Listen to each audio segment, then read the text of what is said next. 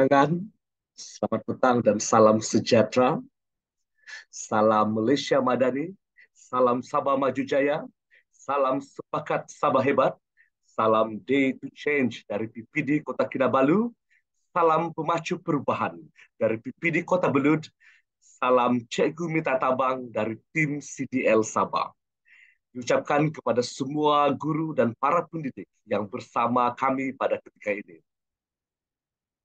Saya, Cikgu Elbenjo Wismin dari SMK Tambulion Kota Belud akan menjadi moderator program CDL pada hari ini. Cikgu-cikgu sekalian, tuan-tuan dan puan-puan, sesi kita akan dimulakan dengan sebuah perkongsian istimewa. Perkongsian ini akan disampaikan oleh seorang individu yang amat dihormati dalam dunia pendidikan. Ramai pemimpin pendidikan di negara kita pada hari ini adalah hasil didikan beliau. Kerana beliau merupakan mantan pengarah IAB yang telah bersara pada bulan Oktober tahun 2019. Beliau juga merupakan mantan fellow penyelidik kanan School of Education, University of Nottingham. Atas kewibawaan beliau, sekarang beliau merupakan salah seorang daripada ahli dalam Majlis Penasihat Pendidikan Kebangsaan MPPK.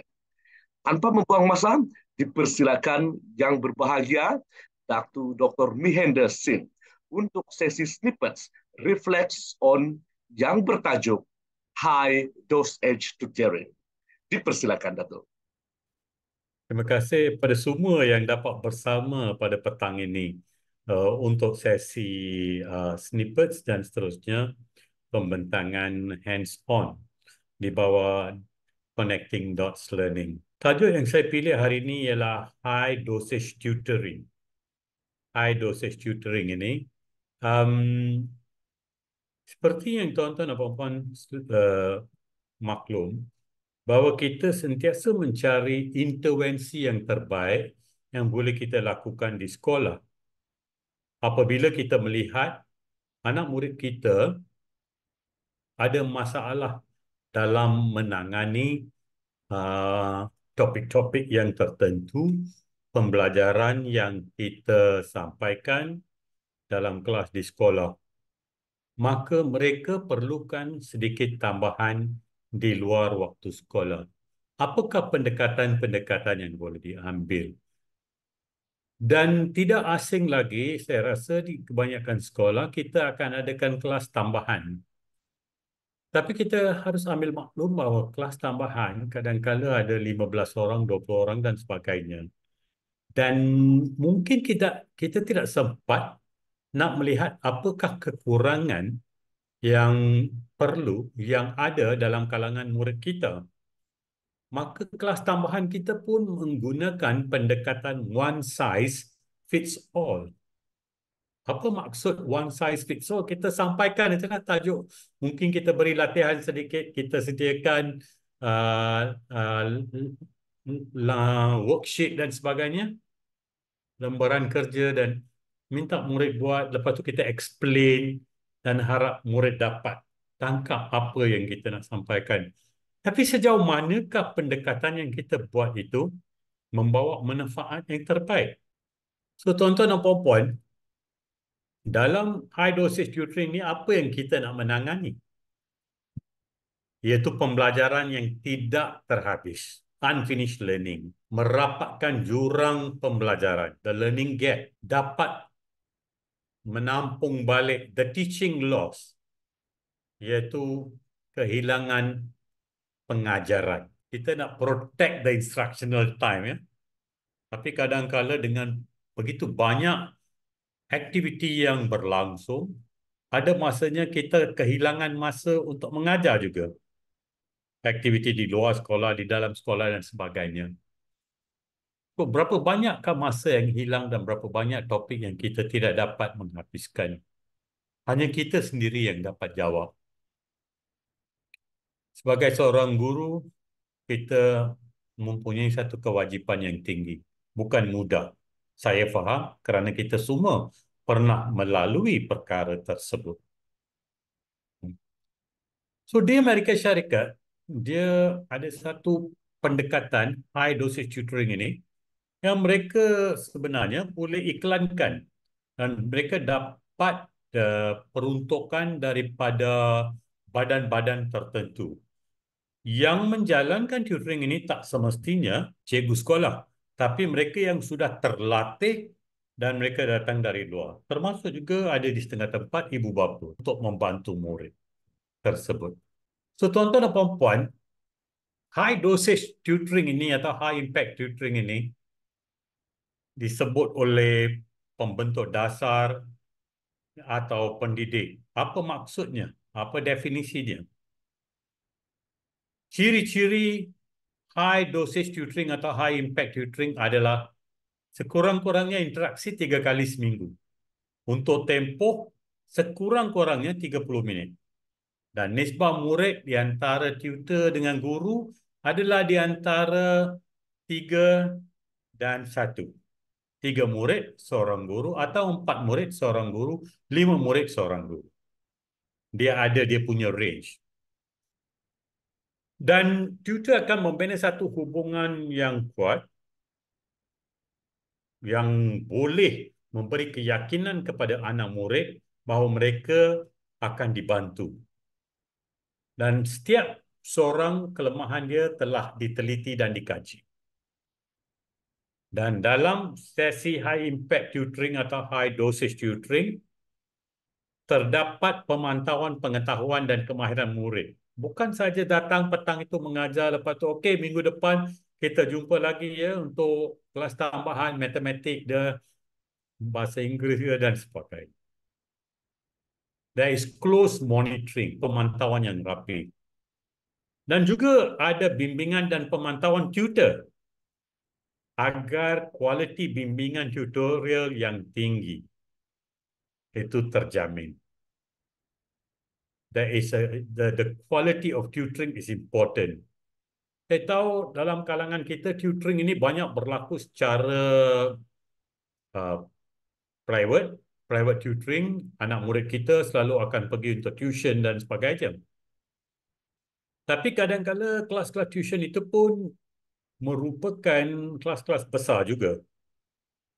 Dan tidak sebenarnya bekerjasama dengan pihak sekolah because pendekatan kita berbeza daripada apa yang berlaku di negara Amerika. Umpamanya kalau anda lihat pada slide ni, ada 196 orang ya dalam tahun pertama yang tutor ni, dia panggil core 190 dalam 20 daerah providing tutoring, mentoring and contact tracing. Mereka membuat uh, mereka meneliti dan ikut ya perkembangan pelajar sehingga 2,500 orang. Ada yang sampai berpuluhan ribu lagi. Dan mereka membelanja lebih kurang 1,75 juta. Bila dia kata philanthropic support, artinya datang daripada penderma untuk membantu daerah-daerah tersebut. Satu daripada kajiannya daripada tahun 2020 ialah the impressive effects of tutoring on pre-K-12 learning. Dia dapati ini adalah tunjang kepada murid dapat menguasai yang hendak disampaikan.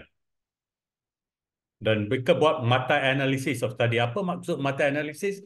Mereka kaji dekat 10-15 kajian atau penyelidikan yang pernah dijalankan dan mereka lihat data itu dan datanya menampilkan corak yang sama tentang kelebihan high dosage tutoring. Seperti saya sebut tadi di North Carolina, sebelum pandemik pun, fourth graders hanya 36% yang could read or above grade level atau at grade level. So, mereka dapati mereka terpaksa lakukan sesuatu. Dan mungkin seperti kita, mereka telah cuba banyak cara yang lain. Akhirnya, mereka gunakan pendekatan high dosage tutoring. Dan ia didapati menunjukkan kesan dan keberkesanan, effectiveness berkaitan dengan pendekatan ini. Of course, bukan senang kerana banyak cabaran juga. Tapi cabaran akan sentiasa ada walaupun apa jua kita buat. Tetapi kita kena cari intervensi yang terbaik. Kalau tidak, hasilnya tidak akan apa seperti yang kita harapkan. You push for possibility. You make it happen. So tuan-tuan dan puan-puan, kalau kita lihat secara menyeluruh, kalau anda teliti, anda pergi Google high dosage tutoring, anda akan lihat banyak maklumat. Apakah frekuensi seperti saya sebut, kurang-kurangnya 3 kali seminggu, paling kurang 30 minit. Kita ukur, kita ada data, kita bagi quiz, kita beri latihan dan sebagainya. So, ada pengukuran, bukan setakat hanya melepaskan batuk di tangga. Small groups, 1 to 5 maybe, 1 to 4 maybe, terpulang. Itu adalah bagaimana sekolah dan tuan-tuan dan puan-puan sebagai guru merangka intervensi ini. You are the experts. Anda bersama dengan pasukan tutor. Di luar sana sekarang kita ada lepasan universiti yang mungkin menunggu untuk dapat kerja dan sebagainya. Boleh membantu kita. Of course, yang menjadi cabaran kepada kita adalah untuk mencari dana supaya kita boleh bayar tutor-tutor ini untuk membantu kanak-kanak yang telah tertinggal dalam pelajaran mereka. Kalau tidak, saya kata learning loss, learning gap dan sebagainya, akhirnya sebelum dia datang ke tingkatan 1 atau sebelum dia datang ke tingkatan 4 dan 5, sebelum dia datang ke darjah 3, dia akan sentiasa ada baggage of learning deficit. So we have to reduce the deficit. Dan untuk reduce deficit itu, kita kena gunakan pendekatan yang terbaik. You have to do, you all are the experts, teachers. You have to sit down, you have to plan. How can we help the children? Kalau tidak, kesianlah kanak-kanak tu tertinggal sampai tahun 6. Tiba-tiba pergi ke sekolah menengah, cikgu sekolah menengah cakap, kenapa budak kita boleh baca ya?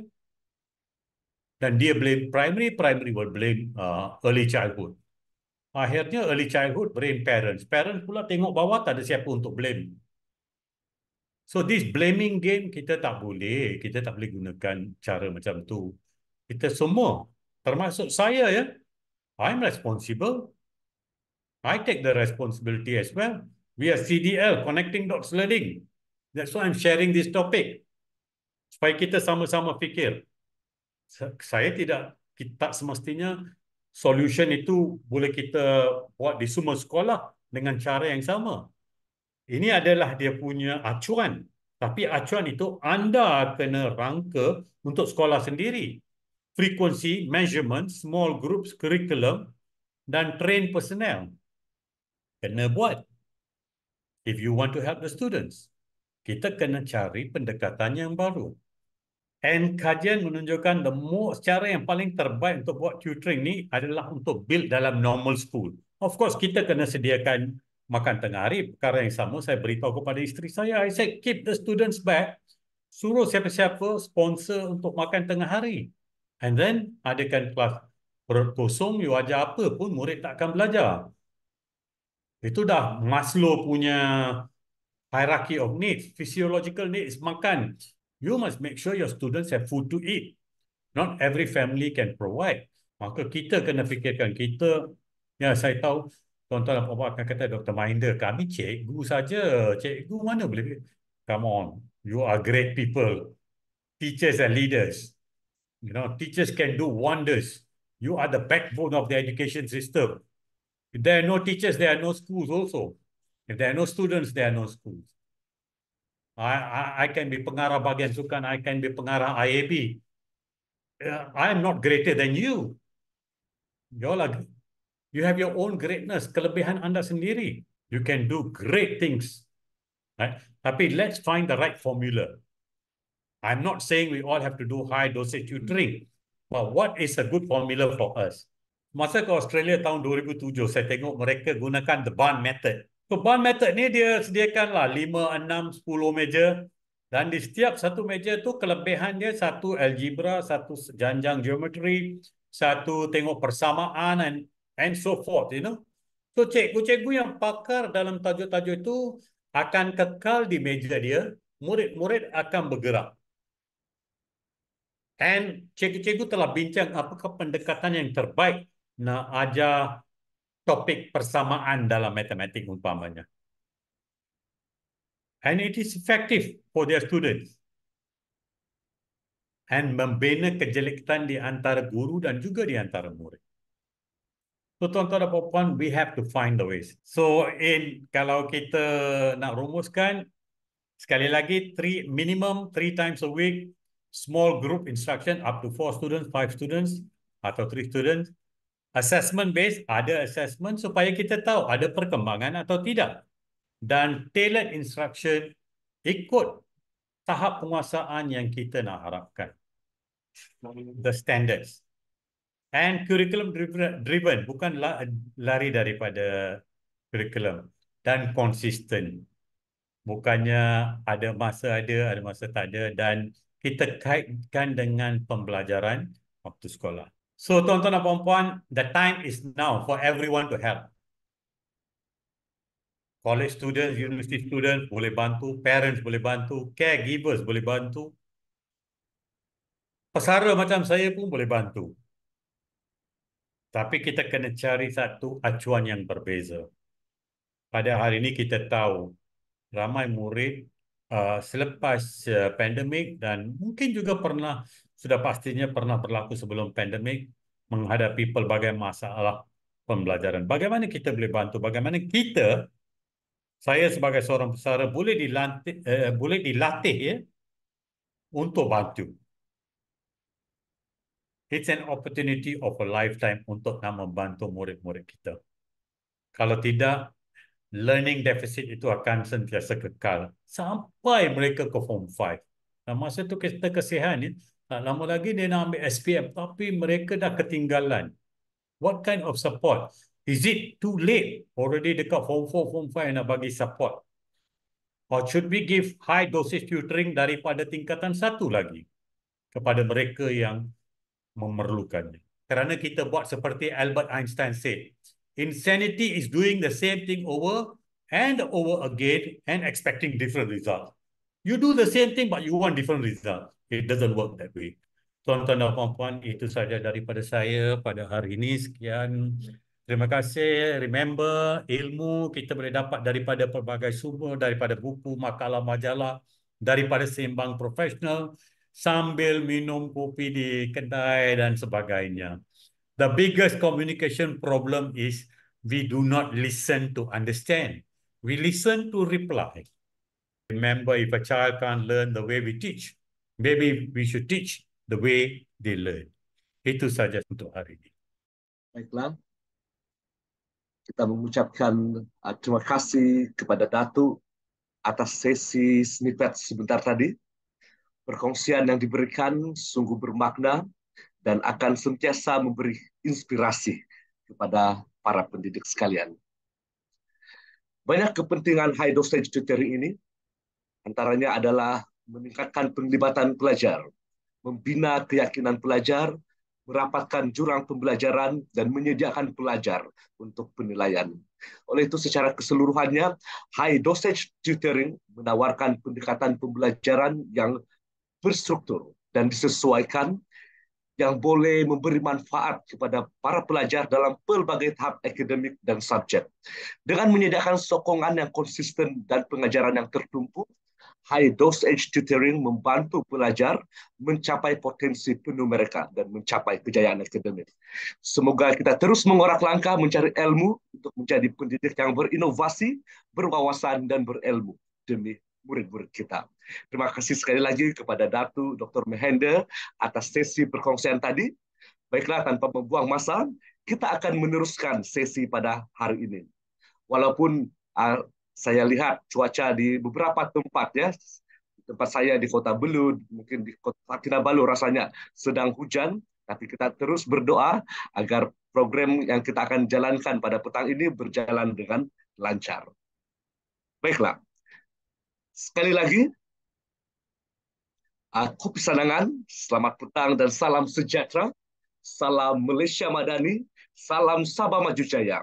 salam sepakat Sabah hebat, salam Day to Change dari PPD Kota Kinabalu, salam pemacu perubahan dari PPD Kota Belud, salam Cikgu Mita Tabang dari tim CDL Sabah.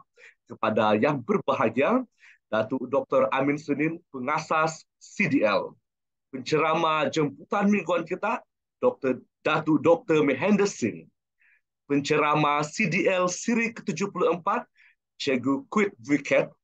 Wan LC Sharon Giluk, SISC Plus Sains dan Matematik daripada PPD Kota Kinabalu, merangkap koordinator Connecting Dots Learning, Cikgu Mita Tabang Sabah, para pengetua dan guru besar, para pendidik dan guru-guru di negeri Sabah, khasnya dan yang sudi bersama kami dari seluruh pelosok Malaysia. Saya, Cikgu Elbenjo Wismin, dari SMK Tambulion Kota Belud, akan menjadi moderator pada hari ini. Gunung Kinabalu berdiri megah, warisan indah negeriku Sabah. Senyum bersama kita semua, menimba ilmu penuh bermakna. Selamat bertemu sekali lagi dalam sesi CDL siri ke-74. Hashtag Cikgu Mita Tabang. Untuk pengetahuan semua, Mita Tabang merupakan bahasa dalam suku kaum dusun yang bermaksud saling bantu-membantu. Oleh itu, Cikgu Mita Tabang maksudnya adalah Cikgu bantu Cikgu. Jadi ini adalah satu sesi secara online yang dijalankan setiap minggu. Ya. Objektif CDL hands-on ini, ataupun program ini, yang pertama adalah berkongsi ilmu dan kemahiran. Yang kedua, membangunkan kompetensi guru. Dan yang ketiga, meningkatkan keupayaan dan membina jalinan dan jaringan berterusan.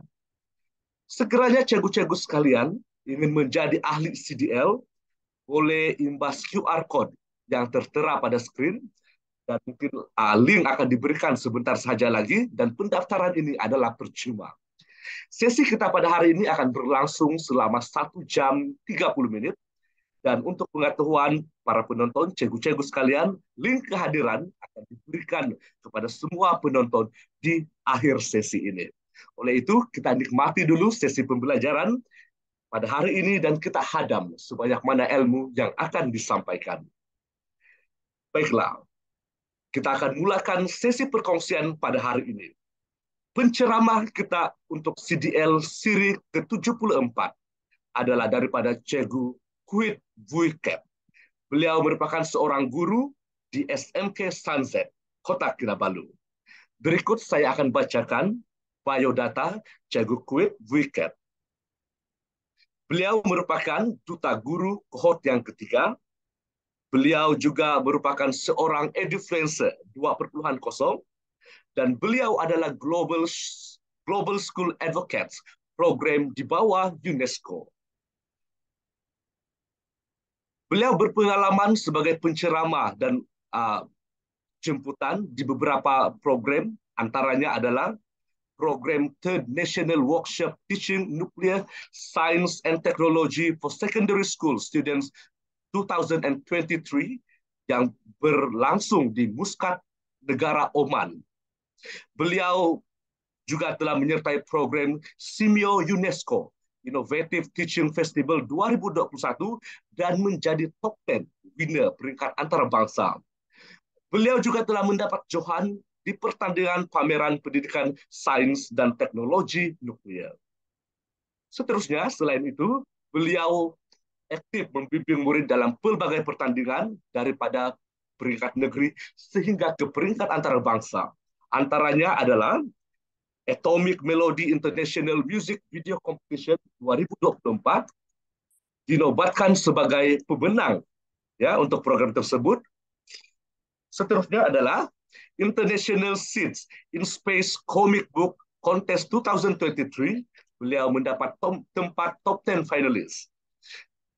Dalam program pertandingan UNESCO Clubs Worldwide Youth Multimedia Content 2023, beliau telah dinobatkan sebagai pemenang dan terlibat dengan School Lab, pertandingan School Lab dari tahun 2016 hingga tahun 2018 dan mendapat johan tempat peringkat kebangsaan pada tahun 2016 dan 2017.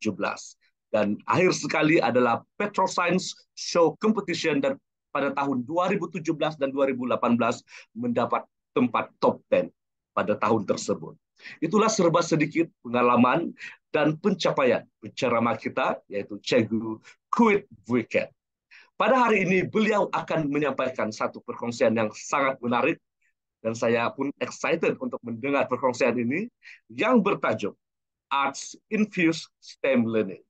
Sepanjang perkongsian ini, cikgu-cikgu boleh teruskan sahaja bertanya. Jika ada kemuskilan, boleh typekan di ruangan chat dan saya akan bacakan soalan dari masa ke semasa pada ketika peluang diberikan. Oleh itu, dengan ini saya ingin mempersilakan Cikgu Kuit Vuiket untuk memberikan perkongsian. Dipersilakan, Cikgu. Oke, terima kasih rakan moderator yang juga merupakan duta guru dan juga edufluencer Cikgu Elbenjo atas kesudian berteam up bahkan kita hari ini dengan harap-harap dengan cuaca yang agak mendung nih, tapi dalam room Zoom kita pada petang ini pasti hangat membara kerana dengan kehadiran rakan-rakan pendidik yang menghadiri sesi pada hari ini. So, sebelum saya memulakan perkongsian saya, kepiwasian dan juga selamat petang dan salam sejahtera saya ingin ucapkan dan juga salam Malaysia Madani, selamat maju jaya dan juga salam sepakat Sabah hebat. Salam Dare to Change dari PPDKK, salam sehati sejiwa memacu jaya dan juga kepada yang berbahagia Datuk Dr. Amin Senin, pengasas Connecting the Dots dan juga penceramah jemputan mingguan kita tadi, Datuk Dr. Mahendra Singh, dan tidak dilupakan Puan Elsie Sharon Gilok, Koordinator CDL, Cikgu Mita Tabang Sabah. Okey, seterusnya ingin saya tunjukkan kepada para pengetua, para guru besar, para pendidik dan guru-guru yang begitu komited sekali untuk meningkatkan profesional keguruan demi kemenjadian murid di bilik darjah daripada seluruh negeri Sabah dan juga kepada rakan-rakan guru daripada seluruh pelosok Malaysia. Jadi saya salam pertemuan sekali lagi secara virtual dalam sesi CDN Hands-On Online Session Negeri Sabah bagi siri ke-74. So, itu adalah sedikit kira kata-kata aluan lah kan. Kerana saya ingat lagi pengalaman pertama kali saya pada slot sebelum ini, iaitu pada CDL Online Negeri Sabah pada sesi yang pertama.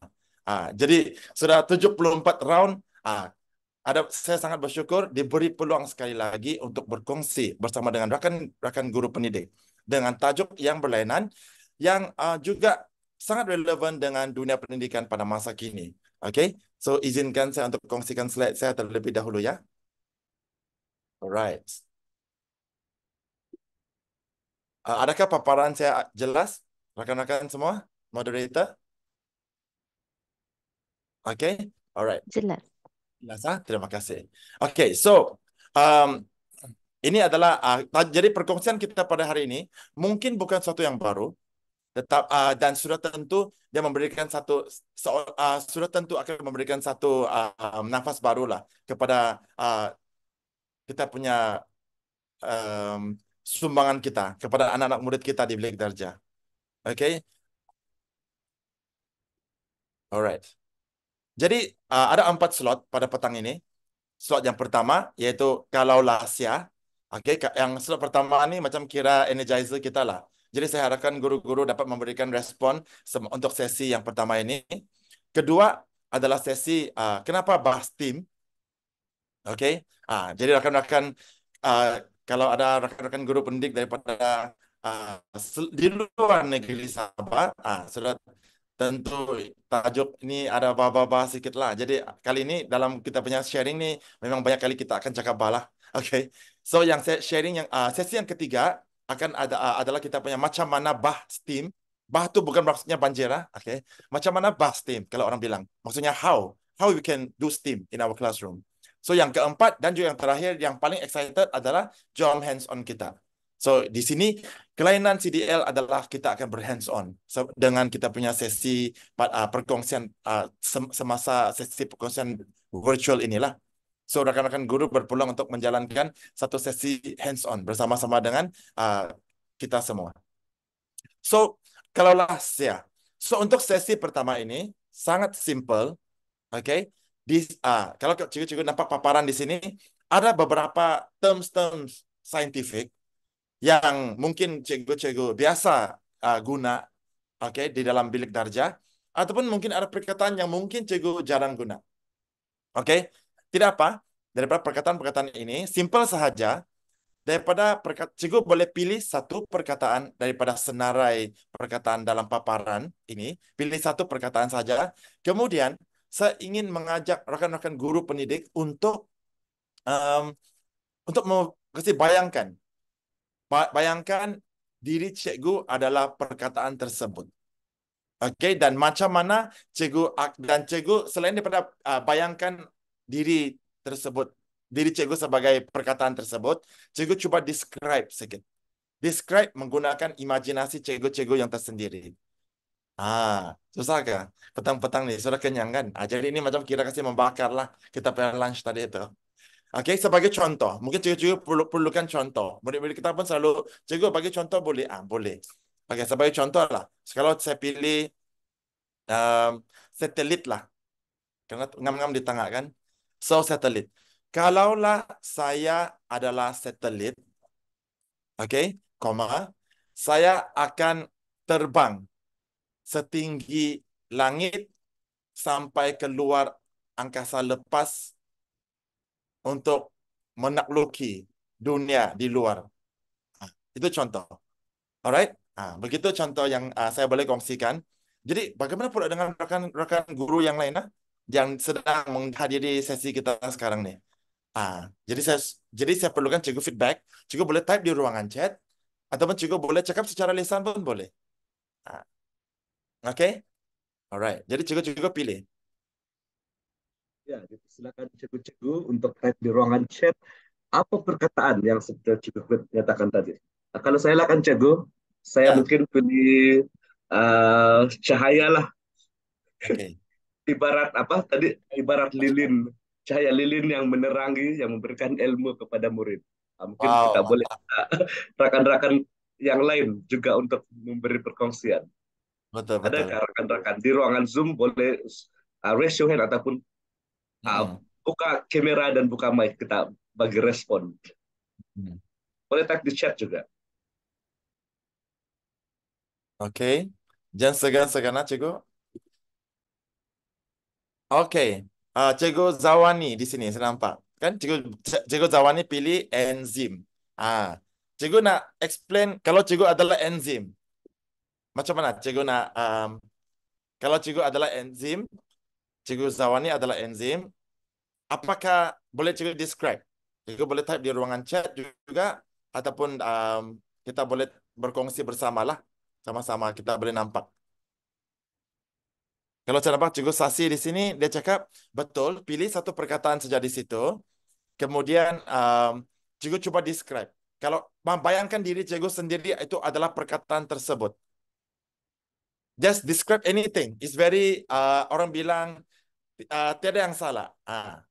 Kasih tambah aja di description tersebut. Dia macam bayangkan saja, diri kita ni adalah alat itukah, ataupun konsep itukah. Alright, menarik. Saya nampak Cikgu Zawani ada bilang kalau dia enzim, okay, dan satu pemangkin, dia mau trigger yang positif-positif yang terpendam dalam diri pelajar supaya menjadi lebih baik. Wow, wonderful lah. Tengok di sini, semuanya kreatif-kreatif, betul, cikgu-cikgu sekalian. Ibu Elban John nak kongsikan, Cikgu Cornelia punya jawapan, menarik juga tuh. Kalau saya ini saya rasa dipilih mikroskop, saya boleh nampak objek yang seni. Wow, very interesting Cikgu Kode.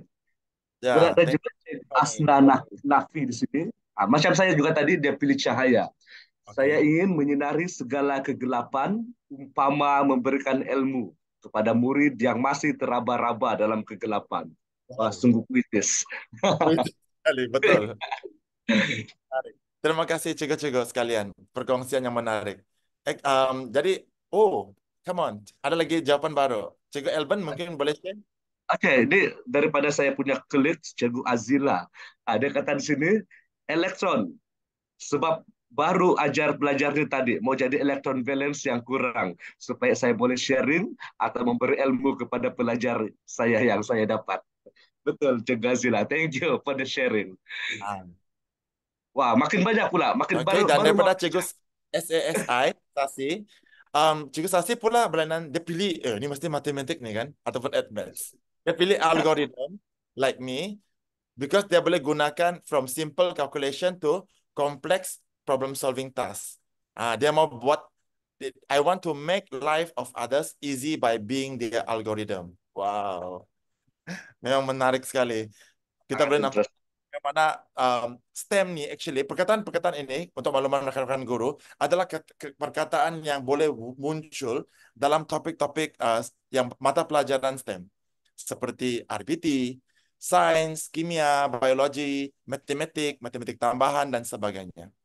Oke, I think terima kasih atas respon rekan-rekan guru semua. Saya sangat menghargai. Kalau ada apa respon-respon seterusnya, boleh juga post lah nanti. Kasih hashtag je hari ini punya CDL 74 di social media. Oke, so sebenarnya cikgu-cikgu, apa yang daripada slot energizer pada kita pada pagi ini, kita mau actually daripada satu perkataan, nampak sekali guru-guru punya berkreativiti dan guru-guru pemikiran mereka kan di luar kotak. Macam mana dan semuanya berlainan. Tiada orang yang sama. Jadi begitu juga apabila kita mengintegrasikan STEM ini menggunakan arts. Di situ elemen kesenian kita lah. Creativity yang dalam lubuk kita tuh kan berpuitis. Dan kita suka berkarya. Disitulah sebenarnya STEM ini boleh terlahir apabila kita mengaitkan dia dengan kesenian. Elemen kesenian itu elemen arts dalam STEM ini. Okay? So, tanpa buang masa, kita terus kepada kita punya sesi seterusnya. Okay? Inilah yang dimaksudkan tadi itu. Di mana elemen arts, diintegrasikan dalam disiplin mata pelajaran seperti sains, teknologi, ekonomi,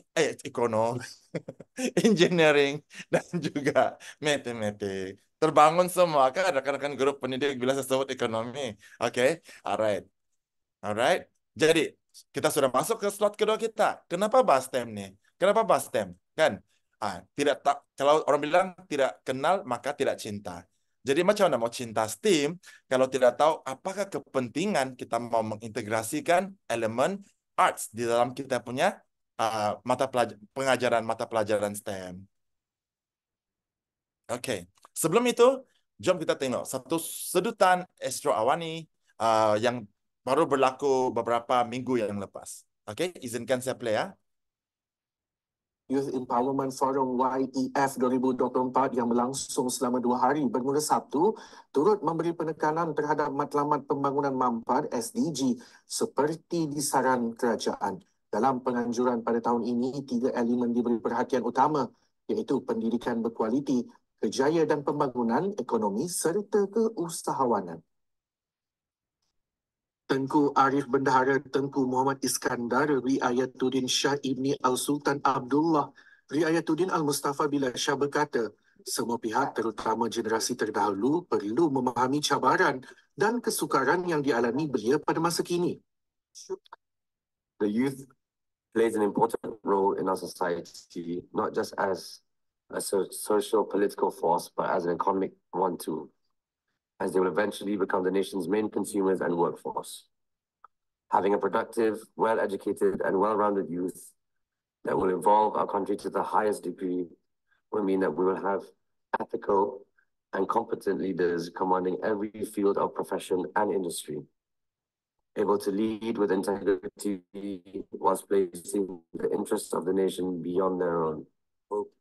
Membah Tengku Muhammad Iskandar, slogan memastikan tiada siapa tertinggal seperti mana terkandung dalam SDG adalah bertepatan dengan usaha dan komitmen belia pada waktu sekarang. Okey. Jadi rakan-rakan guru, sedutan tersebut jelas menunjukkan kepada kita sebenarnya tentang kepentingan remaja youth ini kepada masa depan negara kita. Sudah tentu anak-anak murid kita di bilik darjah kita tu, mereka juga lah yang merupakan bakal pemimpin dan juga bakal meneruskan kita punya negara, kemajuan negara kita dan pembangunan negara kita. Oke, jadi sudah tentu kita nak menyediakan mereka ke arah situ. Oke, so disitulah pentingnya kreativiti. Yang pertama yaitu kreativiti. Kita nakkan murid-murid yang kreatif, yang boleh berfikir di luar kotak, malahan bukan saja kreatif dari segi menghasilkan produk, tetapi juga boleh menyelesaikan masalah dengan cara-cara yang kreatif dan inovatif, yang sudah tentu menyumbang ke arah kemajuan dan pembangunan negara kita lah. Yang kedua, memberikan motivasi. Pernah tak rekan-rekan guru rasa apabila kita menjalankan aktiviti STEAM ini di dalam bilik darjah, dia sudah tentu akan meningkatkan motivasi anak-anak murid kita berbanding dengan hanya dengan cara orang bilang chalk and talk, menunjukkan pengiraan di dalam atas papan tulis sahaja dan mereka duduk dengan relax saja mendengar. Kan kadang-kadang kita macam dengar tengok sesuatu terlampau lama dengan cara menuduk tanpa penglibatan secara langsung, secara hands-on, sudah tentu akan menyebabkan dia agak boring sedikit lah. Oke, jadi sudah tentu aktiviti STEAM ini dapat meningkatkan motivasi mereka untuk terus belajar dan menghayati ilmu yang ingin disampaikan, yang ingin anak murid kita garap dalam sesi pembelajaran di dalam bilik darjah. Ketiga, inilah peluang kita nak gabung jalin. Sekarang tidak lagi ada lagi solo-solo. Okey, nak jalan-jalan silo-silo, tiada sudah. Okey, sains bukan hanya berdiri sendiri dalam sains, tetapi melibatkan multidisiplin. Pelbagai disiplin yang merentas kurikulum. Di mana sains boleh dikaitkan dengan subjek RBT, sains boleh dikaitkan dengan subjek matematik, dan sains boleh dikaitkan dengan subjek kejuruteraan, projek-projek kejuruteraan, ASK, sains komputer. Bukan saja itu, tetapi elemen arts juga akan muncul di situ, di mana bahasa Malaysia, bahasa Inggris, bahasa Perancis, bahasa Jepun, dan juga bahasa-bahasa lain, bahasa asing, termasuklah bahasa ibunda, juga boleh diterapkan semasa kita mengajar mata pelajaran STEAM ini. Keempat, dunia sebenar. Sekarang kita bukan nak murid yang hanya tahu jawapan apa di kertas, yang main hafal, lepas tu hafal, lepas tu lupa. Okay? Kita tidak mau macam tu. Kita nakkan murid-murid kita yang boleh, yang sedar tentang apakah isu-isu yang berlaku di dunia yang sebenar. Kita nakkan sesuatu isu-isu yang real world. Mereka peka terhadap isu-isu yang berlaku di sekeliling mereka dan mereka jugalah yang akan mencipta cara ataupun mencipta inovasi atau mencipta cara penyelesaian, mencipta resolusi untuk menyelesaikan permasalahan tersebut untuk kemapanan pembangunan negara. Dan yang kelima, kemahiran abad ke-21. Sekarang murid ni kalau macam sekarang sudah mereka punya zaman ni memang sudah tentu semua orang sudah tahu mereka sudah zaman content creator, zaman menghasilkan program, menghasilkan apps, menghasilkan bukan saja benda-benda yang sangat wow begitu, menghasilkan cara-cara menyelesaikan masalah yang kecil-kecil pun. Okey, contohnya menyapu sampah, cara menyapu sampah lebih cepat ataupun cara melipat kain dengan lebih cepat. Itu contoh-contoh benda-benda yang bukan saja memerlukan pengetahuan sahaja dan mereka tahu kemahiran abad ke-21 seperti komunikasi. Mereka kena tahu macam mana nak bercakap, macam mana mau menjual produk, macam mana mau menjual meyakinkan mereka punya bos tentang mereka punya apa yang terdapat, skill-skill yang terdapat dalam diri mereka. Itu sangat penting. Dan juga cara kemahiran seperti keusahawanan, okay? Cara dan juga kemahiran seperti berkolaboratif, bahawa yang mereka tidak boleh lagi kerja satu orang, dan hanya kerja satu orang memang tidak dapat sudah, melainkan mereka mungkin kerja satu orang tetapi at the same time mereka juga ilmu yang mereka itu akan digunakan oleh kumpulan-kumpulan yang berkepentingan. Itu pun masih lagi berkolaboratif bersama-sama. Dan yang keenam, STEAM ini sudah tentu memberikan peluang yang inklusif, di mana semua tidak lagi orang yang terkecuali semasa mempelajari mata pelajaran STEM ini. Okay? STEM ini orang selalu fikir, STEM ini mestilah budak sains yang terror ni kan. Pasti budak yang A ni, sains dan matematik A+. Yang advanced terror tu yang boleh belajar STEM. Tapi bukan. Sebenarnya STEM ini boleh dimiliki, boleh juga disertai oleh murid-murid. Baik, orang bilang kalau robotik dan komputer ini mesti lelaki lah nih kan. Actually tidak. Engineering mesti lelaki nih kan. Enggak. Perempuan juga boleh turut terlibat dalam aktiviti apabila diintegrasikan elemen arts ini ke dalam mereka. Namanya murid perempuan khas khususnya suka sudah membuat bina-bina barang. Oke, lepas itu susun buat coding, mereka pun berminat betul. Perempuan. Because murid perempuan, because selama ini selalu mereka akan berpikir, oh memang saya tidak boleh. Tapi memandangkan elemen arts ini, kesenian ini, telah membuatkan mereka rasa tertarik untuk menyertai mata aktiviti-aktiviti yang bersifat STEAM ini dalam bilik darjah. Bukan itu saja, murid-murid yang inklusif seperti murid daripada sekolah kelas pre-PKI pun boleh join aktiviti STEM apabila mereka ada mengintegrasikan arts di dalam mata pelajaran STEM ini. So kalau cikgu tengok ini gambar inilah, ini gambar simple. Oke. Itu manager kan, dia tanya dia, I see you did well in school. Dia puji dia lah ya kan. Human resource lah punya anti, tidak apa. But the real world skills, but what real world skills do you have? Dia tanya dia. Terus dia jawab, dia pegang dia punya cert yang semua kan, dia bilang test. I can take test. Jadi adakah itu yang kita inginkan sebenarnya dalam bilik darjah kita? Murid yang bila mereka pergi alam pekerjaan nanti, mereka hanya tahu menjawab soalan saja. Walaupun mereka dapat jawab saja, dia dapat semua Adakah itu skill yang kita inginkan? Adakah anak-anak murid kita ataupun anak-anak kita yang berada di rumah yang inginkan yang level dia macam itu, kemahiran yang mereka ada? Kita coba renungkan amalan kita di dalam bilik darjah. Oke, peringatan juga kepada diri saya. Nah, ini gambar ini simple. Kita boleh nampak apa di sini? Ada ikan yang sedang berdiri. Apa dia sedang coba tengok itu pokok tuh? Kalau kawan-kawan coba dapat tengok. Dia actually ikan tuh sampai dia teringin memanjat pokok, bah. Ini komik ini. Kan? Jadi kalau rakan rasanya ini ikan nih kan, seumur hidup dia lah. Bolehkah dia panjat pokok? Tidak boleh bahkan. Itu soalan apa nih? Soalan cikgu Quit nih. Soalan bonus. Oke, actually tidak. Oke, murid kita berlainan. Kepelbagaian orang bilang multiple intelligence. Bukan semua murid kita boleh buat uh, hanya fokus kepada sains saja. Ada murid kita yang dalam bilik darjah kita nih berlainan. Oke, dalam kita berkelas nih ada yang contoh kita bagi contoh haiwan, tapi bukan bermaksud apa-apa lah. Ikan yang suka berenang dalam kita berkelas. Kalau yang suka berenang, tapi aktiviti yang kita sediakan pada hari itu lebih kepada memanjat pokok.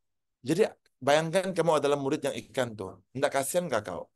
Kalau aktiviti kita pada hari itu cuma panjat pokok saja.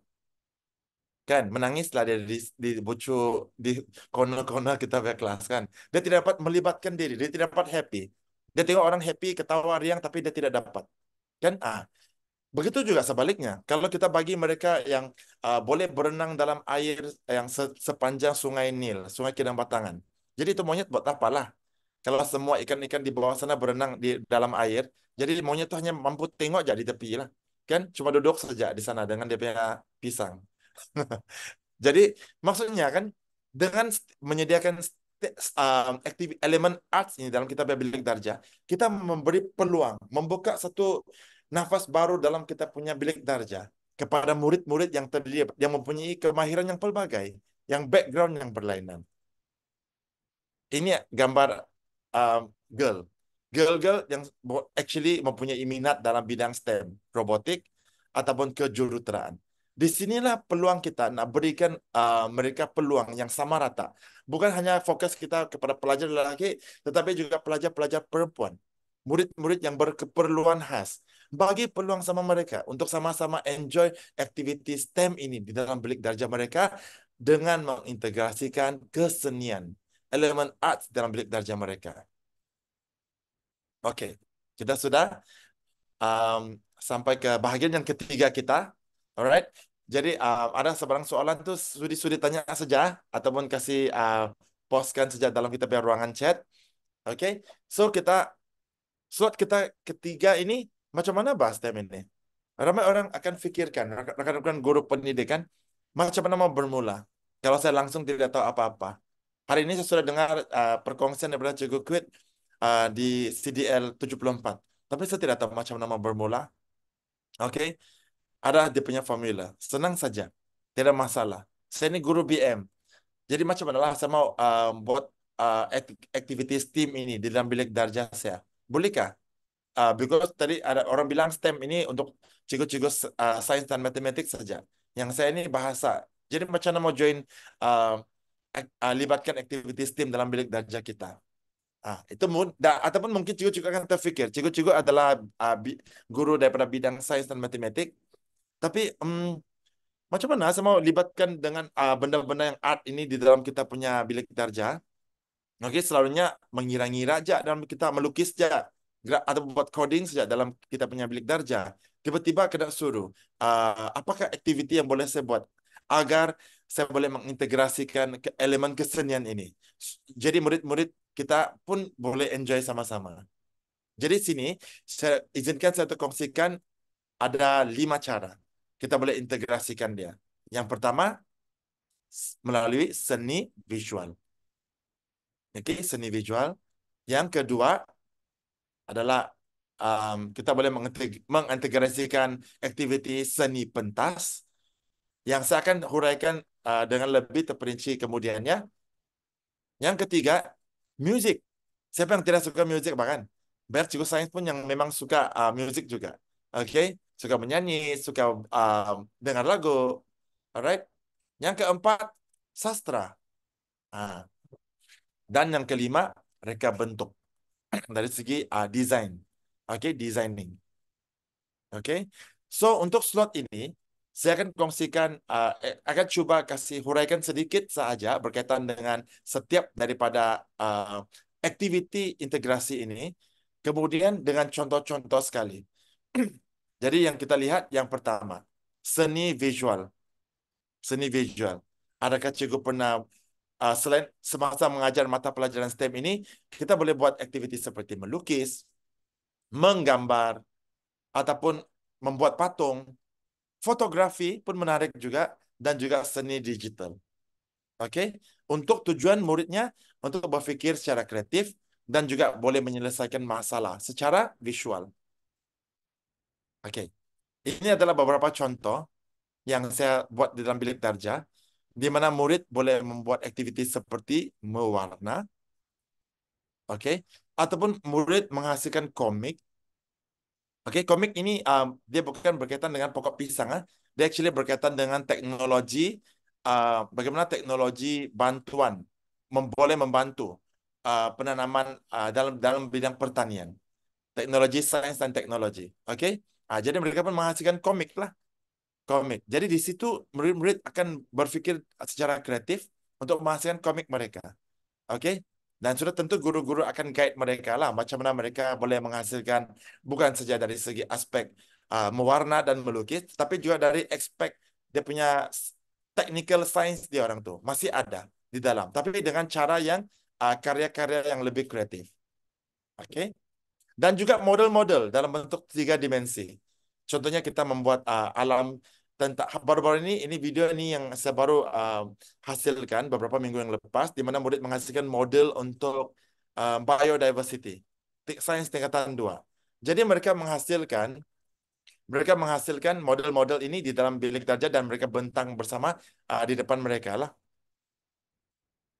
Even poster pun mereka boleh menghasilkan sampai ada 3 dimensi lah. Itu saya tidak suruh mereka yang boleh menggunakan kreativiti mereka. Jadi kita guru akan beri galakan dan juga pujian lah untuk mereka menghasilkan output yang lebih menarik pada masa akan datang. Ini adalah beberapa impaknya melalui melalui sesi-sesi aktiviti melukis komik. Akhirnya ada 2 murid saya pernah menyertai pertandingan peringkat antarabangsa melukis komik dan berjaya mendapat top 10 finalis lah di peringkat antarabangsa bagi pertandingan Seeds in Space Comic Book Contest Gallery. Yang kedua, sesi seni pentas. Okey, sesi pentas ini kita boleh merangkumi contoh seperti teater ataupun melalui tarian dan muzik. murid-murid sekarang nih kan memang ada juga yang suka ber-TikTok, mereka suka menari, buat video-video klip yang pendek. Jadi ini adalah peluang mereka untuk menyalurkan bakat mereka lah di samping belajar tentang sains. Maksudnya sains ini eksperimen penting di dalam makmal, tetapi kita guru-guru ini kadang-kadang kita boleh integrasikan dengan sedikit aktiviti seperti begini untuk menarik minat juga murid-murid yang lebih cenderung kepada menari, musik ataupun lakonan atas pentas. So ini ada beberapa contoh di sesi yang dijalankan di dalam bilik darjah, latihan mereka. Bukan saja murid pun seronok tengok, malahan feedback daripada mereka, mereka lebih memahami topik tersebut apabila menengok kawan-kawan berlakon daripada gurunya memberikan ilmu itu melalui PowerPoint dan sebagainya. Jadi mereka lebih senang serap ilmu tersebut melalui lakonan kawan-kawan mereka. Sesi ini selalunya saya akan bagi lebih kurang 2 minggu lah untuk mereka bersedialah dengan skrip mereka dan juga latihan mereka. Jadi ini adalah salah satu cara untuk memberikan PBL juga sebagai projek PBL mereka. Ini saya kongsikan satu juga kejayaan berlaku beberapa tahun yang lalu juga. Ini adalah saya kongsikan video yang mereka hanya rakaman santai-santai aja. Di mana-mana sudut di kawasan sekolah, mereka terus buat rakaman. Ikan emeraldnya menumpang pada badan ikan jeruk. Untuk apa saya ikan jeruk memberi perlindungan dan memberikan makanan kepada ikan emerald? Yang kedua, mutualism.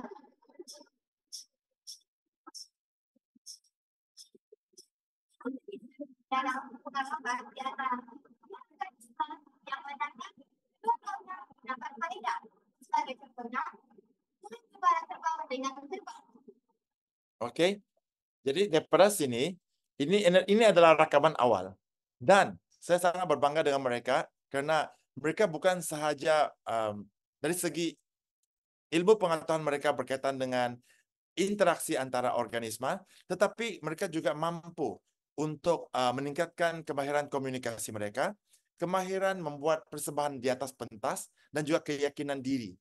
Dan saya nampak juga perubahan mereka lah dari segi kemahiran-kemahiran ini yang akhirnya memberikan kejayaan mereka di pentas kebangsaan di Kuala Lumpur dan berjaya menjadi Johanna. Ini adalah end result setelah latihan beberapa bulan serta kerjasama daripada guru-guru SMK Sanzek semua. Darah saya makan rumput.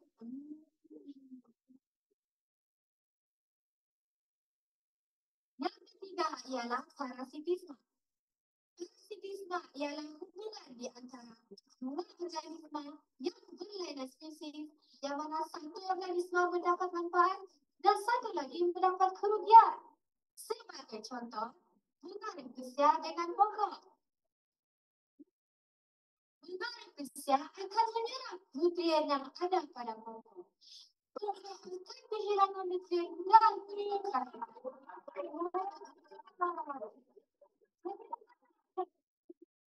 Oke, jadi itu adalah beberapa contoh untuk elemen seni pentas. Oke, so yang ketiga adalah kita punya elemen musik. Oke, di mana dalam elemen musik ini sudah tentu beberapa elemen seperti melodi, harmoni dan irama dan juga komposisi sangat penting dari segi dalam menerangkan sains matematik seperti corak, pecahan, nisbah dan juga aspek teknologi yang berkaitan dengan produksi bunyi dan juga musik lah. Dan juga sekarang orang bilang kalau cakap pasal musik, dia ada music engineer ataupun sound engineer. Itu juga menjurus kepada career-career yang berkaitan dengan STEM.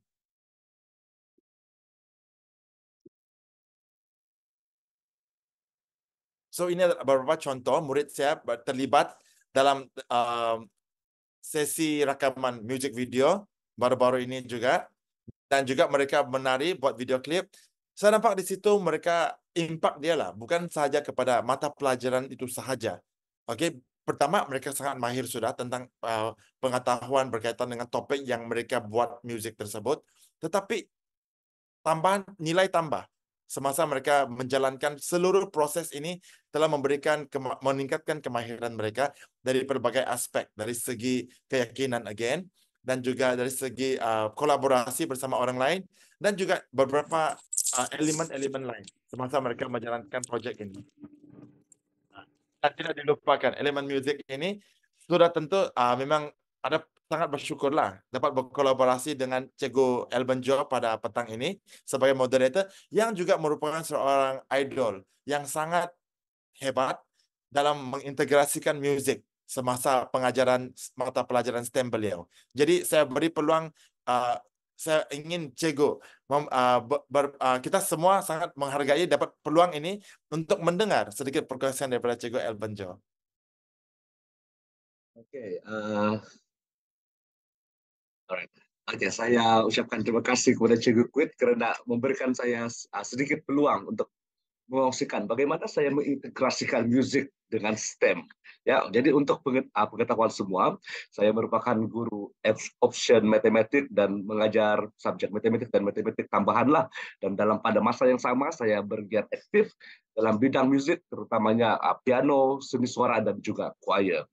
Jadi dalam pengajaran saya secara tidak langsung mengintegrasikan STEM dalam musik. Dalam pengajaran matematik, saya menggunakan beberapa lagu untuk mengukuhkan lagi konsep matematik. Atau ada melodi-melodi yang saya cipta ini, saya cipta dengan pergerakan tangan dan badan sekali untuk merangsang deria murid tersebut dan stimulus mereka agar mereka dapat bergiat dan berpikir secara lebih aktif. Dan ini sebenarnya menarik minat mereka. Mereka boleh mengingat contohnya terma-terma dalam ketaksamaan. Jadi apabila ataupun kalau dari segi trigonometri mereka boleh ingat bentuk-bentuk graf dan sebagainya. Ya, selain daripada itu, jika dalam matematik kita ada kira-kira dan pecahan. Begitu juga dengan musik sebenarnya ada nilai-nilai pecahan yang digunakan untuk mendapatkan ritma dan tempo yang sesuai bagi sesuatu lagu ataupun nyanyian. Seterusnya untuk penghasilan bunyi yang menarik, mencipta dinamik suatu lagu atau persembahan nyanyian, frekuensi bunyi itu memainkan peranan, di mana ini merupakan satu elemen fisik yang diintegrasikan di dalam musik. Contohnya dari segi gelantangannya, dia punya high pitch, low pitch, gelombang yang dihasilkan itu, yang bagaimana dia boleh membentuk dinamik dan harmoni sesuatu lagu agar persembahannya lebih berimpak. Jadi secara pribadi bagi saya kedua-dua elemen matematik dan musik ini sangat membantu untuk meningkatkan deria dan logik saya dari segi pendengaran, penglihatan dan juga pemikiran. Jadi setakat ini saja saya rasa saya dapat kongsikan pengalaman saya mengenai pengintegrasian musik dan STEM. Saya serahkan semula kepada Cikgu Kwit. Terima kasih Cikgu. Alright, terima kasih Cikgu Elben Jo.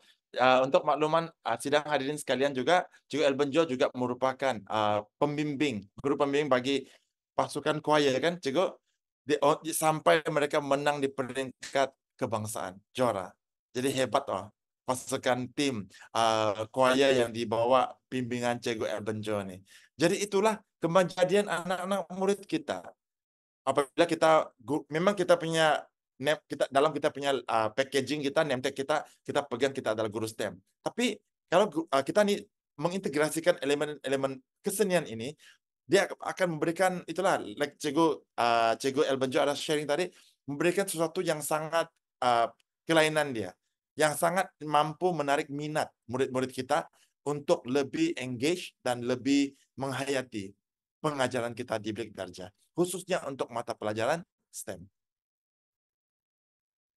Yang keempat, elemen sastra, di mana murid-murid menggunakan gaya penceritaan melalui dan seterusnya meningkatkan mereka punya kemahiran bahasa, pemikiran kritis dan juga empati mereka. So ini adalah beberapa contoh murid-murid menghasilkan mereka menulis esai tentang sains dan nuklir, dan juga mereka juga berjaya mendapat peluang untuk mendapat tempat pertama lah selain di peringkat kebangsaan. Selain daripada itu, ada juga murid juga sangat aktif menghasilkan karya-karya sastra dalam bentuk digital. Okey, yang berteraskan kepada SDG, iaitu Sustainable Development Goal 4.0, iaitu matlamat pembangunan mapan, okey, 2030. Okey, jadi ini juga menerapkan tema-tema yang menjurus kepada SDG ini mampu meningkatkan kewarganegaraan global anak-anak murid kita. Mereka peka, Pak, orang bilang, peka terhadap isu-isu yang berlaku bukan saja di lokal mereka, tetapi juga di peringkat antarabangsa, di peringkat global.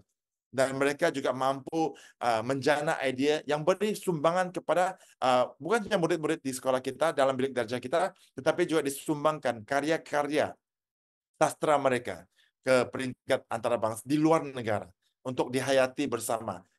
Karena kita punya because faktor geografi kita berlainan, jadi sudah tentu satu pertukaran ide yang begitu menarik sekali apabila mereka bertukar-tukar fikiran, okey, untuk satu isu-isu global. Okey, saya izin kongsian untuk murid saya. Pelajaran sains meningkat apabila sempit membuat berbagai aktiviti yang menarik. Kelas sains kami tidak seperti sedang belajar sains sahaja. Contohnya seperti kami sekelas ada peluang berdebat sambil belajar tentang kelebihan sumber tenaga. Aktiviti ini sangat seronok kerana bukan sahaja dapat meningkatkan ilmu pengetahuan saya dalam mencari sumber tenaga yang paling baik dan selalam, tetapi juga memantapkan lagi kemahiran berdebat dan berkomunikasi saya semasa kelas sains. Ini adalah perkongsian murid saya yang saya ajar dari tingkatan 1. Lepas tu tingkatan 3 dia pernah join PBL, lepas tu dapat anugerah platinum. Kemudian sekarang sudah masuk menjurus ke Sains Tulen. So tahniah kepada adik Nur Kristina. Jadi memang itulah yang kita harapkan sebenarnya. Kadang-kadang kesan yang kita nampak tu mungkin bukan pada tahun tersebut. Okey, orang bilang macam kamu nak menyemai padi kan. Kamu semai je itu biji benih, tapi dia akan dituai selepas beberapa tahun kemudian, ataupun mungkin waktu mereka di luar sekolah. Macam tadi yang persembahan anak-anak murid saya di School Lab tadi itu, I think ketiga-tiga mereka sedang menjurus kepada aliran STEM di peringkat university. Dan baru saja mereka akan masuk ke alam pekerjaan. So saya sebagai guru memang sangat bersyukurlah. Impak pembelajaran kita ni nampak hasil dia yang akan dituai even di luar sewaktu mereka telah meninggalkan bangku sekolah. Okey, yang kelima dari segi reka bentuk.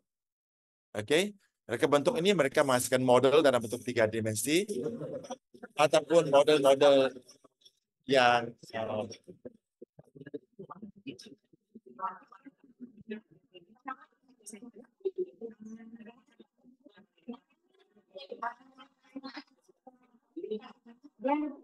so begitulah kelas saya memang bising dalam bilik darjah. Kerana asyik buat projek, lepas tu mereka menghasilkan projek hands-on, banyak betul sesi minds-on juga mereka menghasilkan di dalam bilik darjah.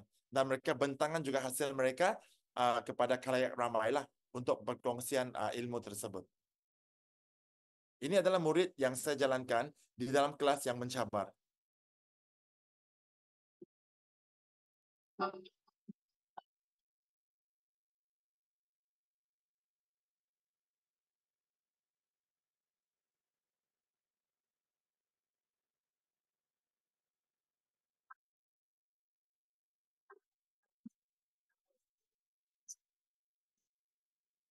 So, cikgu-cikgu boleh nampak? Kira dulu, dan kira 3, 2, 1.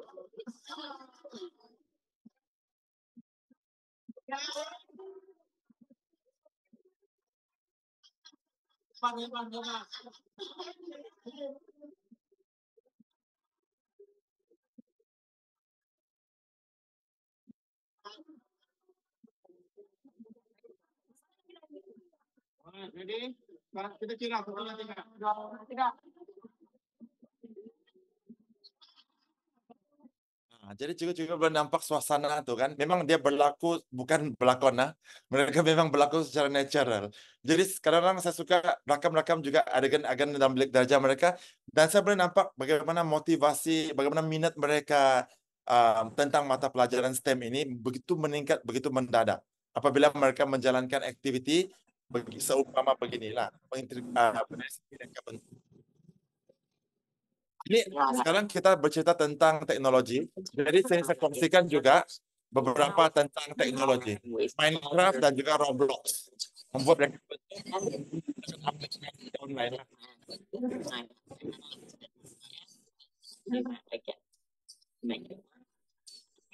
Yeah, nice. Ini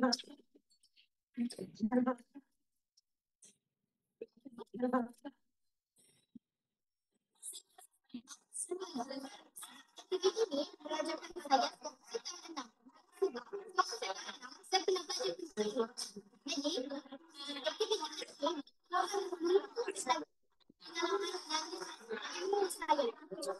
saya boleh lagi ilmu saya dengan fans. Boleh juga lewat game, DI, agama Islam.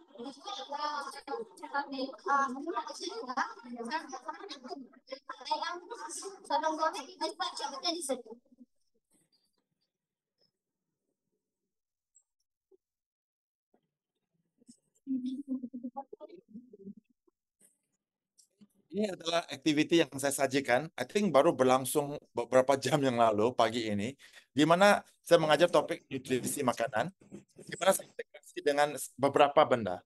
Aspek bahasa, karena mereka perlu pilih aspek kesenian, seni visual yang tadi itu, mereka menghasilkan lukisan-lukisan yang menarik. Ada yang dia ambil gambar yang sedia ada, dan juga ada yang mereka lukis sendiri, dan juga beberapa elemen-elemen lain seperti keusahawanan, dan juga elemen seperti mereka bentuk untuk menyediakan resepi baik untuk orang yang mereka telah pilih tersebutlah, yang berlainan, ada yang berlainan umur, dari berlainan saiz badan dan sebagainya. Jadi elemen-elemen ini kita nampak dia punya lebih hidup sedikit kelas itu, dan mereka juga bukan terlampau senang menerima aja ilmu yang saya sampaikan, tapi mereka mencari ilmu itu sendirilah. Oke, so sekarang tanpa kita akan sampai sudah ke slot yang terakhir dalam sesi perkongsian pada petang ini. Kita akan buat hands on. Oke, so senang je hands on kita nih pada petang ini. Cikgu boleh pilih gunakan formula tema.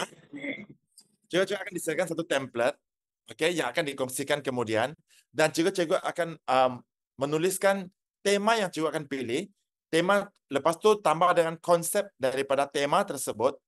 Sebagai contoh lah, cikgu sebagai contoh sedikit. Kalau cikgu pilih tema tentang kesehatan, jadi konsepnya cikgu mungkin boleh pilih menjurus konsep berkaitan dengan kesehatan lah, seperti penyakit berjangkit, contoh.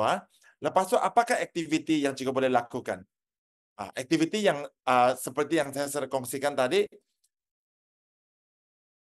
aktiviti seperti seni visual, seni pentas dan sebagainya. Itu aja 3 benda tu. Cikgu perlu type sejak di dalam Google Slide yang akan diberikan sebentar lagi. Okey, 3 elemen ini, elemen cikgu pilih satu tema. Tema tu ada di sini. Yang satu adalah kesehatan, 2 biodiversity, 3 tenaga yang boleh diperbaharui, keempat penerokaan angkasa lepas, yang kelima ICT ataupun digital. Okey. So pilih salah satu tema tu, cikgu type dalam Google Slide. Kemudian aktivitinya cikgu boleh pilih daripada senarai dalam Google Slide tersebut. Yang ada 6 tadi tu boleh pilih satu, dan juga konsepnya juga. Okey, jadi tema, dan pastikan dia adalah sifat hands-on, berjenis yang dunia sebenar, isu dunia sebenar, dan juga memerlukan kolaboratif. Memerlukan kolaboratif sesama murid. Bukan yang aktiviti yang satu orang buat penyalah. Okey? Alright. So ini adalah paparan untuk QR code dan juga paparan Bitly. Jadi cikgu boleh type link ini. Link ini akan disediakan juga di ruangan chat. Betul kan cikgu? Alright. So cikgu boleh dapatkan ini ya, ini link ini. Jadi saya jemput rakan-rakan guru untuk pergi ke link ini ataupun ke imbas QR code inilah, supaya cikgu boleh sampai ke bahagian untuk sesi hands-on untuk petang ini. Dan sesi hands-on ini kita akan bagi lebih kurang masa lebih kurang 15 minit lah. Okey. Dan supaya nanti kita cerita sedikit contoh-contoh yang cikgu telah sediakan tersebut. Oke, terima kasih Cikgu Elben Joa sudah kongsikan link bit.ly di dalam ruangan chat. Untuk Google Slide tersebut, dia lebih kurang begini paparan dia. Oke, lepas tu, oke, macam tadi saya bilang, tema, campur konsep dan juga aktiviti. Tema saya sudah ada disediakan di slide yang ketiga, tema tu. Ada 5, pilih 1 saja tema tu. Cikgu boleh type di bahagian tema. Untuk activities team, cikgu boleh pilih 5, boleh pilih 1, ataupun cikgu nak gabungkan 2 pun boleh, tidak masalah. Nah, ini adalah template yang cikgu perlu isi. Dia bermula daripada slide ke-5 sampai ke slide 50. Jadi cikgu boleh type mana-mana aja slide yang kosong lah. Okey, minta kerjasama cikgu untuk tuliskan nama cikgu, nama pendek pun boleh. Lepas tu cikgu type je di bahagian tema, konsep apa yang ingin digarap daripada tema tersebut, dan juga aktiviti. Okey. Kita menanti cikgu-cikgu untuk mengisi Google Slide yang telah disediakan. Ya, saya nampak ada ramai, ada beberapa sudah yang mengisi Google Slide. Thank you cikgu-cikgu. Yang lain pun boleh memilih slide yang masih kosong untuk activity hands-on kita pada petang ini. Silakan cikgu. Oke, kalau rekan-rekan guru ada sebarang pertanyaan ataupun ada kemuskilan, jangan segana boleh type di ruangan chat juga untuk bertanya soalan. Ataupun juga nak guna chat suara pun boleh. Boleh ajukan soalan. Jadi kita macam kira ada 2 hal lah daripada rekan-rekan penonton pada petang ini. So, sambil-sambil kita menunggu rekan-rekan guru, mungkin Cikgu Elben Jo boleh coba kita sama-sama, boleh Cikgu Elben Jo macam mana pilihan kamu? Untuk 5 tema tersebut lah. Kalau Cikgu kita buat secara santai-santai bercakap lah, Cikgu Elben. Antara 5 tersebut, Cikgu pilih 1, mungkin boleh bagi sedikit guideline kepada rekan-rekan guru juga. Oke, mungkin antara tema yang akan saya pilih adalah sudah betul tema. Betul. Ada di slide, ada di saya punya kesehatan, antara pilihan kesehatan, biodiversity, kan tenaga boleh diperbaharui, angkutan lepas, ICT. Ini bahkan, cikgu? Ya, contoh Cikgu Elben Jo juga ajar subjek apa di sekolah? Ada subjek matematik. Matematik. Dan juga matematik tambahan. Betul, matematik dan matematik tambahan. Oke, jadi kalau Cikgu pilih mana? Itu guru matematik antara tema yang saya boleh kaitkan adalah kesehatan sebenarnya. Kesehatan. Ya, contohnya kita boleh gunakan pengiraan BMI kan, pengiraan BMI untuk kesehatan. Jadi dalam masa yang sama, selain daripada kita mengajar murid untuk cara kira BMI, banyak kita boleh kira actually menggunakan formula-formula yang lain kan, tapi yang paling contoh terdekat adalah BMI lah. Jadi kita boleh tahulah pelajar ini akan sadar BMI dia berada di tahap mana, dia akan mengira diri dia sendiri kan. Menarik sekali. Jadi maksudnya Cikgu Elben akan pilih tema kesehatan. So konsepnya adalah pengiraan apa konsep yang boleh dikaitkan untuk topik yang Cikgu nak ajar BMI tersebut. Mungkin apakah topik dia kah dalam matematik? Oke, untuk ini saya rasa di menengah atas tidak ada yang sangat apa. Tapi mungkin kita boleh gunakan algebra lah. Algebra lah untuk ini. Mungkin kita boleh bagi nilai BMI sesuatu, kemudian kita minta pelajar berapakah tinggi beliau.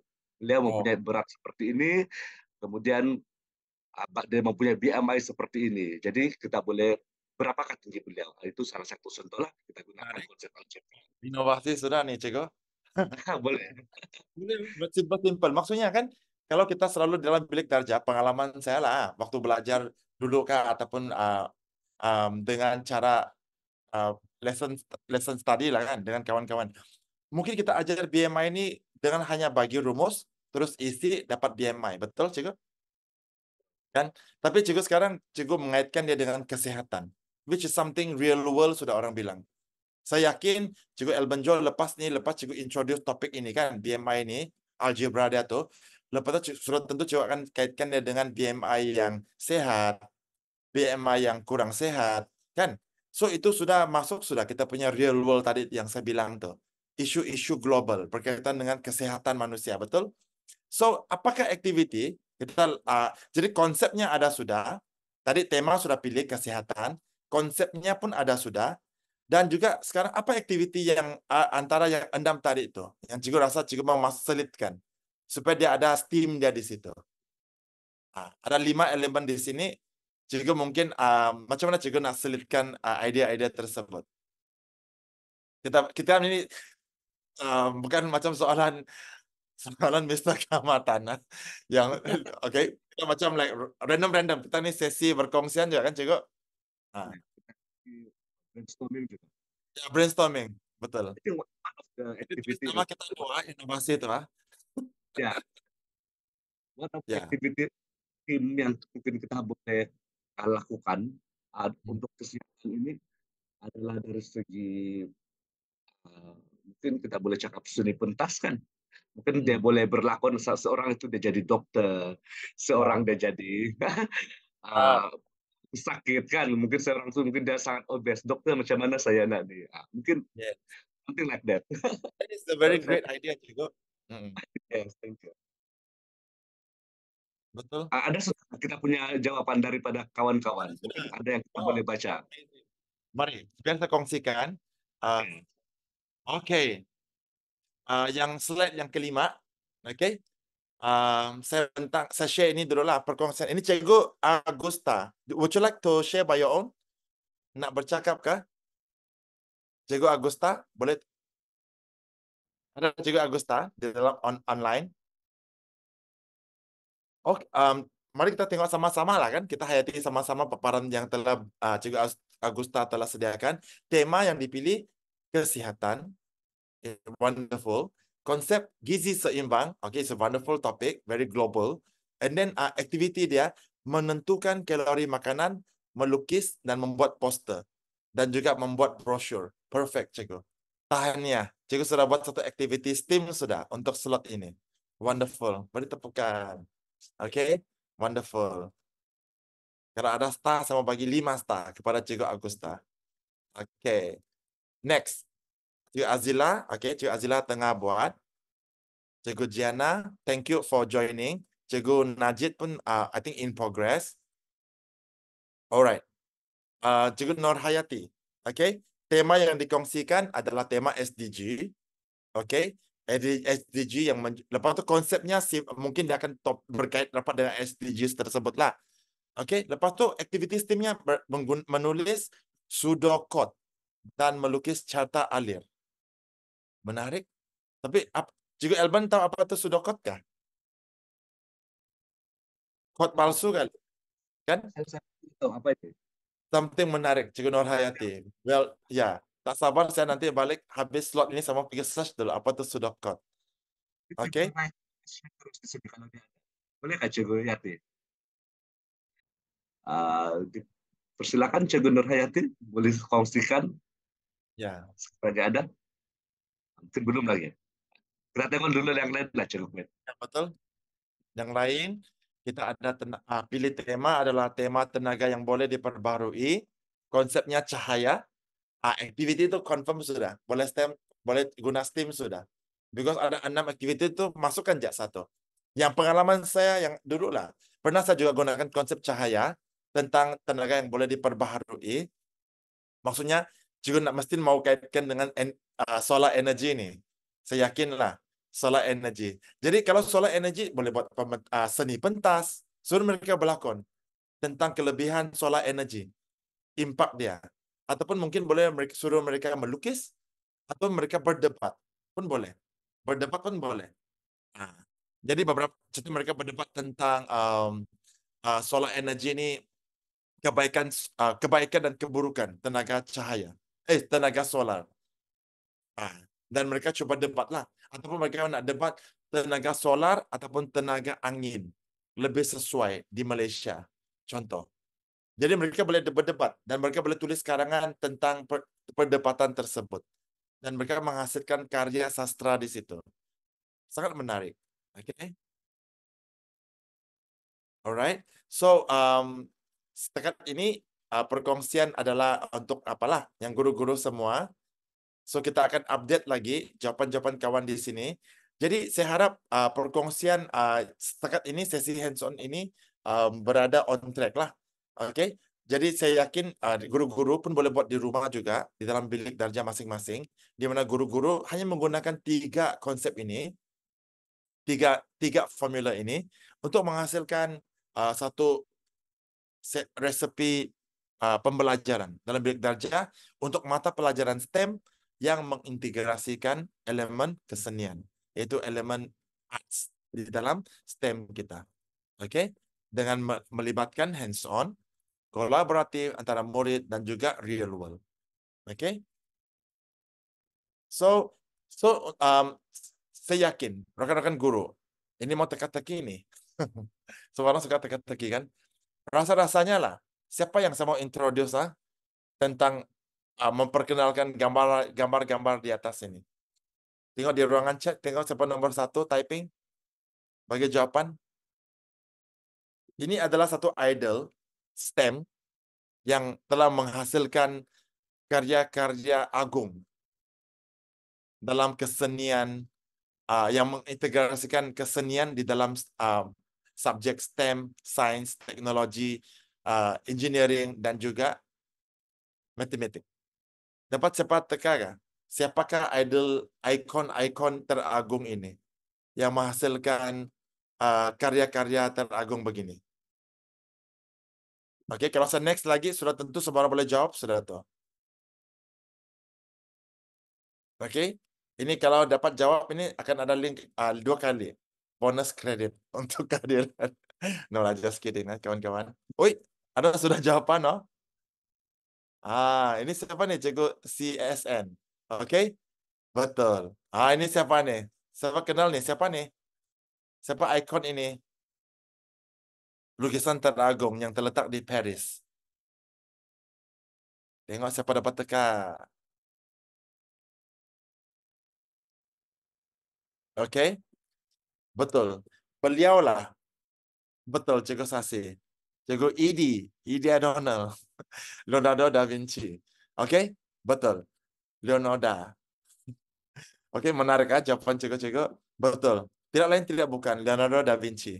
So, beliaulah ikon STEM yang dulu-dulu kan, belum lagi orang sebut pasal STEM, memang sudah ada ikon-ikon begitu. Jadi sebenarnya kita aplikasikan STEM ini kan, orang bilang ada impact dia tersebut. Kita perlu yakin lah. Karena ini bukan satu benda yang akan membazirkan masa. Apabila kita aplikasikan dalam bilik darjah, silabus tidak habis, tidak mungkin akan berlaku. Karena kita guru-guru mengintegrasikan beberapa mata pelajaran dalam satu aktiviti saja. Jimat masa orang bilang. Oke. Jadi dia adalah satu, lepas itu menggalakkan budaya PLC lagi. Sesama guru. Oke, tidak lagi macam pecah dan perintah. Lain-lain kita punya macam tidak boleh campur orang bilang. Kita ni sudah sama-sama kita buat. Oke. Jadi sebelum saya akhiri sesi perkongsian petang ini, jadi saya ingin terima kasih rekan-rekan warga pendidik, khususnya di Negeri Sabah, yang selalu menginspirasi saya daripada JPN Negeri Sabah dan juga PPD Kota Kinabalu dan semua PPD di Negeri Sabah dan juga rekan-rekan guru pendidik khususnya daripada guru SMK Sanjek. Berterima kasih kepada mereka dan tidak dilupakan juga anak-anak murid saya yang sentiasa memberikan nafas baru dan idea baru untuk menghasilkan lebih banyak karya-karya dan aktiviti-aktiviti yang lebih menarik yang sentiasa memperbaiki amalan pengajaran sains dalam bilik guru saya. Oke? Jadi saya akhiri dengan ucapan ketuhanan dan terima kasih. Saya kembali kepada moderator saya yang hebat, Cikgu Elbanjo.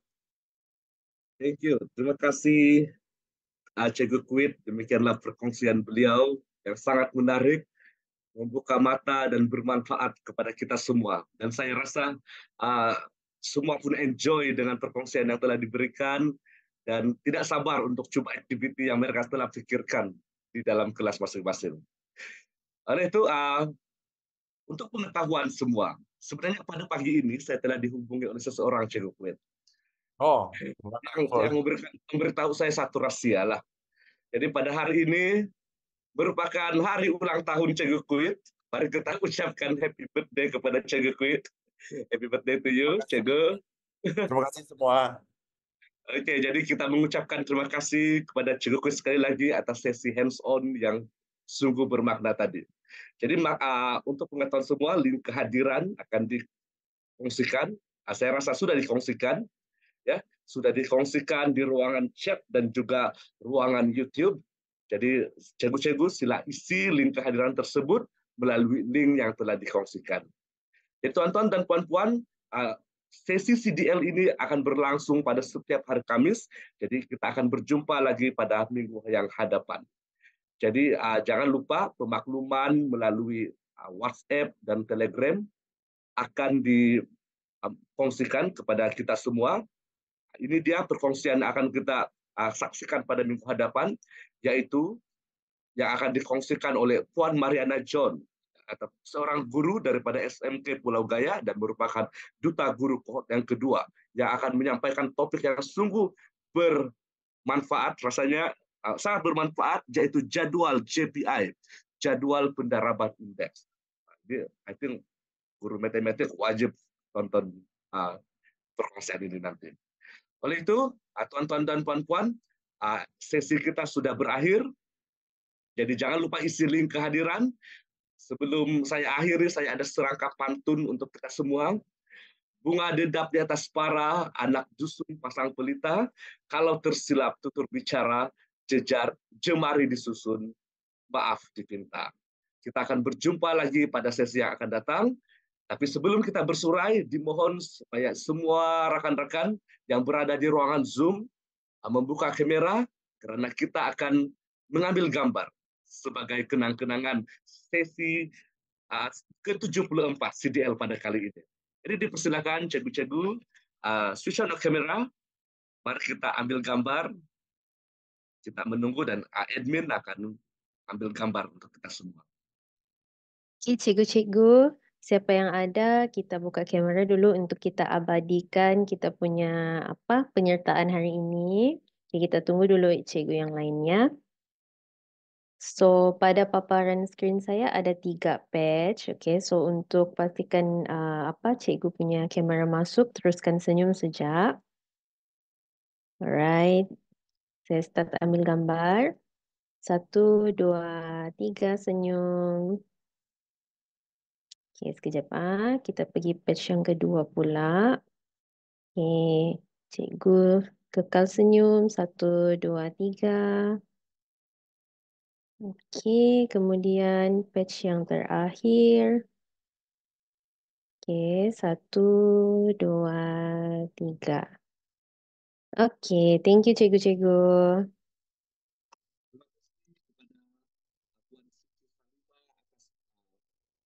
Gambar sebentar tadi, sesi bergambar sebentar tadi. Oleh itu, tamat masuknya sesi CDL kita pada petang ini. Terima kasih semua.